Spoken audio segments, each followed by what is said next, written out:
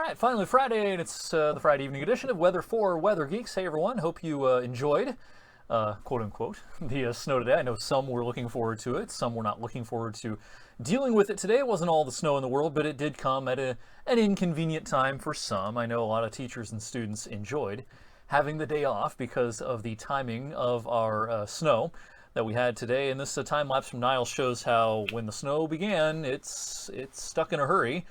And then conditions gradually improved throughout the morning. And, roads were generally okay this afternoon, except for maybe some residential streets. But certainly the major roads were generally fine today with a few exceptions where we did have some lingering snow showers. Now, officially at the airport, 2.2 inches worth of snow. Keep in mind our forecasts, our most likely snow accumulation forecast was 2 to 3, so we verified just fine at the airport. Really didn't see a whole lot of 3-inch amounts out there, though. I think 2.5 was kind of the top end in our area. New Springfield 2, Alliance 2, I know Canfield had about 2.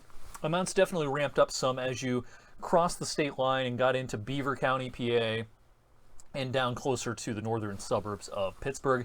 But in most of our TV viewing area, 2.5 was kind of the top limit of our snow today. Eventually, there we go, the color changes, and we are still dealing with more of a lake effect snow regime this evening. Nothing terribly organized. Hit or miss snow showers will be a possibility throughout the course of the evening.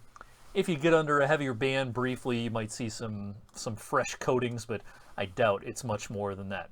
All right, let's talk about what's going to happen this weekend. We have 2 more chances of snow this weekend. One, not a big deal at all. The other, kind of a big deal if you're out Sunday evening. So Saturday gets off to a decent start with some sun perhaps. Now, late in the day Saturday and into Saturday evening, this weak little disturbance, it's not even worth drawing on the weather map, really. It's just kind of a weak little atmospheric disturbance. It's going to kick up a little bit of snow or some flurries and a coating, half-inch in spots. That should be about it. I'm not looking for much in the way of accumulation with this. Now, we have a more organized system heading our way on Sunday. This is actually a warm front, and after a halfway decent morning with perhaps even some sun, clouds will thicken up again Sunday afternoon. Now, the timing on Sunday snow, I do think this arrives maybe sunset, around sunset or just after sunset, and it continues for a lot of the evening. So if you have plans to be on the roads Sunday evening, it's going to be warmer than it was today. It's mostly going to be above freezing. And so I'm not anticipating big impacts from this, but still there could be some slick spots. A lot of this is probably going to melt on contact, especially on the more heavily traveled roads, which will probably be treated. But still, just be a little bit cautious if you're out Sunday evening. Now, a changeover to rain will occur in the middle of the night, maybe even as early as midnight or 1, to prevent any sort of adjustments from being needed Monday morning. Sorry, teachers and kids. I think we're probably going to have school on Monday because that transition over to rain occurs pretty early in the night, I think, and everything should just be wet Monday morning. All right, here's our model spread with our late Sunday snow. I'll get out of the way.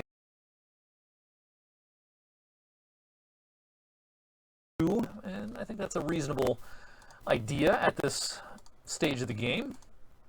Slushy, wet inch or 2. This will be good snowball snow Sunday evening. This will be wetter than today's snow. It's occurring with temperatures warmer, mostly above freezing, in fact.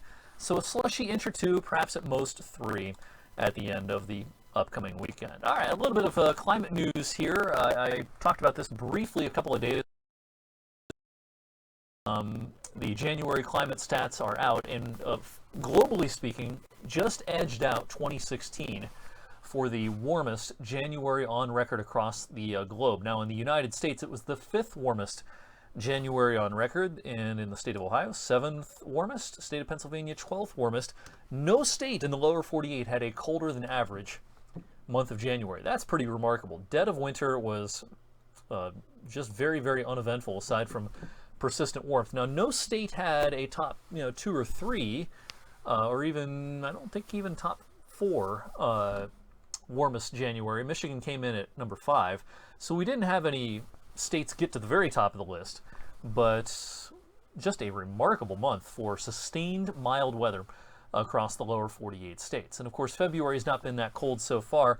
We'll talk about the longer range next week on Weather for Weather Geeks, but just briefly, we're in kind of a back and forth pattern, I think, for the next week or so, where occasionally we're going to have some colder days, occasionally somewhat mild, but I don't see a lot of extreme warmth coming our way in the next week to perhaps even 10 days.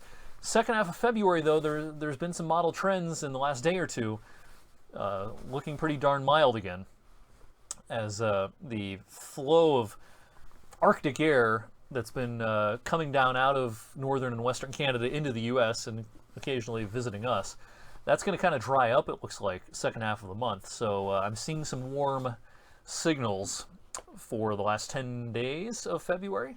So again, we'll have more on that next week on Weather for Weather Geeks. Thanks for watching tonight and all week long. Have a great weekend, everyone. I'll see you back here for more geeky stuff on Monday.